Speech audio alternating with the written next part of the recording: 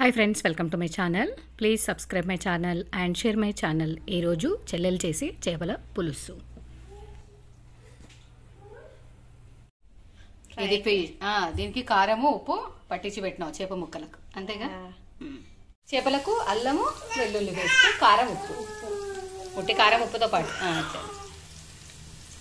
మామూలుగా మనం chicken మటన్కి magnet చేసినట్టుగా.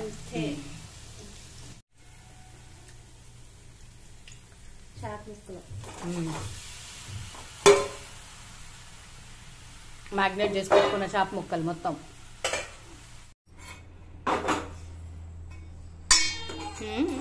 ఫ్రైయా పులుసు స్లోగా వేస్తే బెటర్, లేకపోతే తునిగిపోతాయి.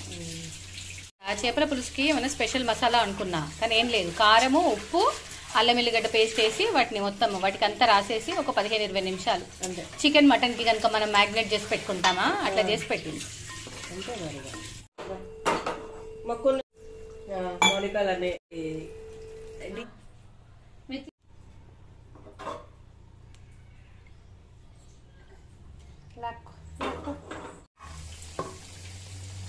కొంచెం దగ్గరికి రావాలి. ఫైనల్ కొత్తిమీర వేసి దింపేసాం.